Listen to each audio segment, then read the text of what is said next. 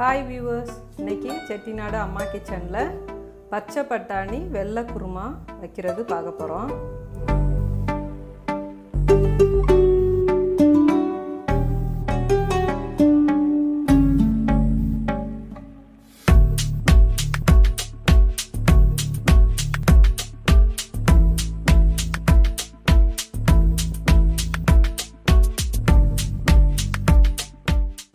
So வெள்ளை குருமானா என்னென்னா மிளகாத்தூள் போடாமல் நம்ம பச்சை மிளகா தான் காரத்துக்கு யூஸ் பண்ண போகிறோம். ஸோ இந்த குருமா எப்படி செய்கிறதுன்னு பார்க்க போகிறோம். அதுக்கு தேவையானதெல்லாம் என்னென்னு பார்க்கலாம். பச்சை பட்டாணி 250 கிராம் நான் ஊற வச்சுருக்கிறேன். சின்ன வெங்காயம் ஒரு 6-7 வெங்காயம் எடுத்துக்கோங்க. 2 மீடியம் சைஸ் தக்காளி பழம், காரத்துக்கு தக்கன பச்சை மிளகா நான் ஒரு 6 மிளகா எடுத்துருக்கிறேன். பூண்டு ஒரு 6 பெரிய பல் பூண்டு, நல்லா 1 இன்ச்சு 1.5 இன்ச்சுக்கு இஞ்சியும் பூண்டும் சரிக்கு சமமாக நீங்கள் எடுத்துக்கோங்க. கருவேப்பிலை, கொத்தமல்லி தழை, இது தேங்காய் ஒரு அரை மூடி தேங்காய், 1 டேபிள் ஸ்பூன் சோம்பு, 4 முந்திரி பருப்பு, அரை டேபிள் ஸ்பூன் கசகசா. இது தனியாக நம்ம அரைச்சி எடுத்து வச்சுக்கணும். தாளிக்கிறதுக்கு பிரியாணி இலை, பட்டை, கல்பாசி இதெல்லாம் போட்டு நம்ம தாளிக்கலாம். ஃபஸ்ட்டு இந்த பச்சை பட்டாணியை ஊற வச்சதை வேக வச்சு எடுத்துக்கலாம். நான் இன்றைக்கி குக்கரில் போடலை, ஓப்பனில் தான் நான் வேக வைக்க போகிறேன். இதை முதல்ல நம்ம வேக வச்சு எடுத்துக்கலாம். பாருங்க, தண்ணி நல்லா சூடாயிருச்சு. இப்போ நான் பட்டாணியை இது கூட சேர்த்துக்கிறேன்.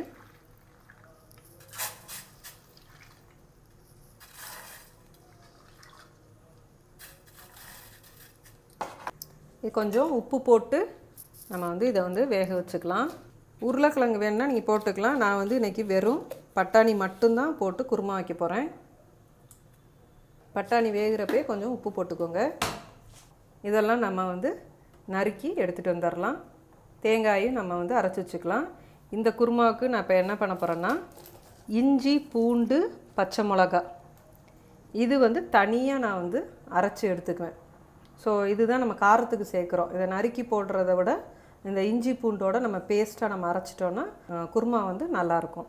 ஸோ இது 3ஐயும் தனியாக அரைச்சிட்டு மற்றதெல்லாம் தேங்காயும் தனியாக அரைச்சிக்கணும். மற்றதெல்லாம் நம்ம நறுக்கிட்டு குழம்பு தாளிக்கலாம். பாருங்கள், நல்லா வெந்துருச்சு. குக்கரில் வைக்கிறப்ப குழஞ்சிருதுன்ட்டு நான் என்ன பண்ணியிருக்கேன்னா, பாருங்கள் நல்லா வெந்துருச்சு. ஓப்பனில் வேக வச்சுருக்கேன், நல்லா வெந்துருச்சு. இப்போ இதை நம்ம எடுத்துட்டு குழம்பு தாளிக்கலாம்.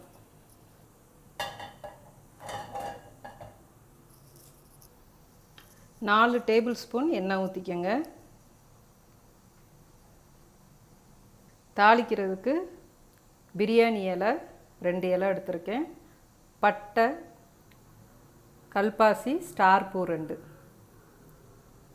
சோம்பு நான் சேர்க்கலை, ஏன்னா தேங்காயில் நம்ம சோம்பு சேர்த்து அரைச்சிருக்கிறோம்.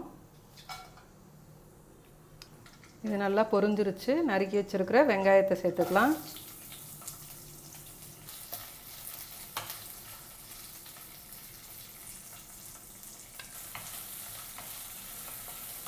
இது வெள்ளை குருமானா வெள்ளையெல்லாம் இருக்காது. ஏன்னா நம்ம தக்காளி சேர்க்குறப்ப அந்த தக்காளியோட கலர் டேர்ன் ஆகும். என்னென்னா மிளகாத்தூள்லாம் போடாமல் நம்ம வைக்கிறது தான் வெள்ளை குருமா அப்படின்னு சொல்லுவோம். இது நம்ம சாதத்துக்கும் ஊற்றிக்கலாம். நீங்கள் திக்காக வச்சுக்கிட்டிங்கன்னா கிரேவி மாதிரி பண்ணினீங்கன்னா இதை சப்பாத்திக்கு நம்ம யூஸ் பண்ணிக்கலாம். கொஞ்சம் தண்ணியாக இருந்ததுன்னா நம்ம சாதத்துக்கு யூஸ் பண்ணிக்கலாம். இது நல்லா வதங்கட்டும் வெங்காயம்.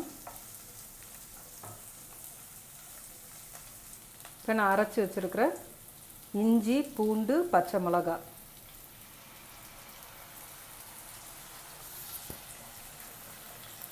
இதையும் நல்லா இது கூட வதக்கிடுங்க.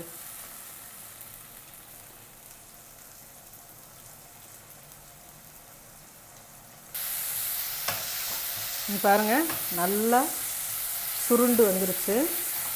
இந்த பச்சை வாடையெல்லாம் போயிடுச்சு. இப்போ நீங்கள் இது கூட தக்காளி சேர்த்துக்கோங்க.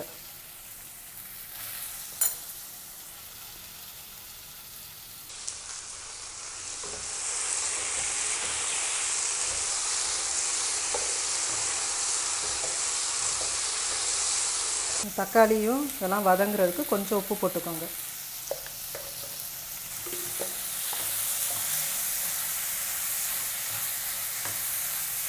இதை நம்ம கொஞ்ச நேரம் மூடி வச்சிடலாம். ஒரு 5 மினிட்ஸ் மூடி வைக்கலாம். A few moments later. இது மாதிரி இடையில ஓப்பன் பண்ணி இதை வந்து நீங்கள் கிண்டி விடுங்க.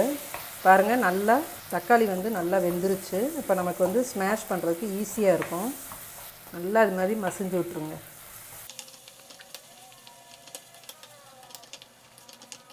ஏன்னா இதில் வந்து மசாலாம் வேகிறதுக்கெலாம் ஒன்றும் இல்லை.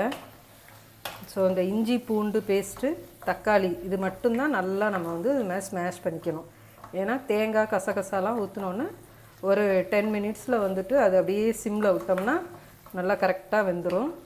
பட்டாணி வந்து நம்ம ஏற்கனவே வேக வச்சு எடுத்துருக்குறோம். அதனால் பட்டாணி வேகிறதுக்கெலாம் டைம் தேவையில்லை. இப்போ வேக வச்சு எடுத்துருக்கிற பட்டாணியை நம்ம சேர்த்துடலாம்.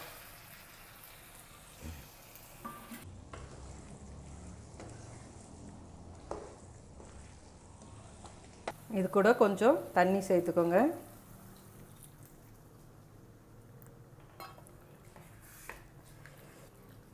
ஒரு 5 மினிட்ஸ் வந்து நல்லா ஃபுல் ஃப்ளேமில் இது வந்து இந்த தண்ணியோடு உள்ள வந்து கொதிக்கிறதுக்கு ஒரு 5 மினிட்ஸ் ஃபுல் ஃப்ளேமில் வைங்க. தேங்காய் ஊற்றினோன்னா நம்ம வந்து ஃப்ளேமை குறைச்சிட்டு வைக்க போகிறோம். பாருங்கள், நல்லா கொதிக்குது. இப்போ நம்ம அரைச்சி வச்சுருக்கிற தேங்காய், கசகசா, சோம்பு, முந்திரி பருப்பு இதை நம்ம இது கூட சேர்த்துறோம். இப்போ அடுப்பை வந்து நல்லா குறைச்சிருங்க.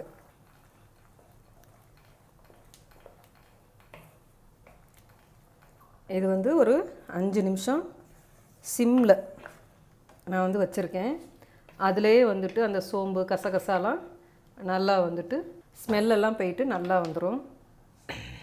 இப்போ இதை நம்ம வந்து மூடி வச்சிடலாம். ஃப்ளேமை வந்து குறைச்சி வச்சுருங்க. இப்போ வாங்க ஓப்பன் பண்ணி பார்க்கலாம். பாருங்கள், சூப்பராக ரெடி ஆயிடுச்சு. இதோடய நம்ம ஆஃப் பண்ணிக்கலாம். நீங்கள் இன்னும் கொஞ்சம் உங்களுக்கு ட்ரையாக வேணும்னா இன்னும் கொஞ்சம் நீங்கள் ட்ரை ஆக்கிக்கோங்க. பட் பாருங்கள், இந்த பதமே வந்து கரெக்டாக இருக்குது. நீங்கள் சப்பாத்திக்கும் நல்லாயிருக்கும், சாதத்துக்குமே நல்லாயிருக்கும். இப்போ நம்ம வந்து கருவேப்பிலை கொத்தமல்லி போட்டு இறக்கிடலாம்.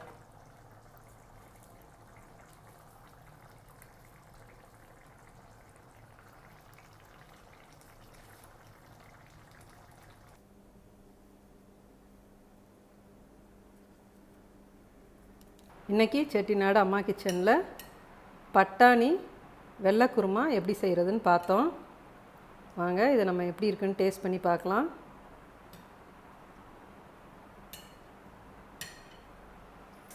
நல்லாயிருக்கு, நல்லா சூப்பராக வந்திருக்கு. நீங்கள் காரம் வந்து உங்களுக்கு ஏற்ற மாதிரி நீங்கள் போட்டுக்கோங்க. இது வந்து மீடியமாக இருக்குது, காரம் வந்து ரொம்ப இல்லாமல் மீடியமாக இருக்குது. ஸோ சப்பாத்திக்கெலாம் இப்படி இருந்தால் தான் கரெக்டாக இருக்கும். சாதங்கிறதுனால இன்னும் கொஞ்சம் கூட நீங்கள் வந்து ஆட் பண்ணிக்கலாம். இன்னும் 2 மிளகா கூட ஆட் பண்ணிக்கலாம். ஸோ எனக்கு வந்து போதுமானதாக இருக்குது. நீங்களும் உங்கள் வீட்டில் இந்த மாதிரி செஞ்சு பாருங்கள்.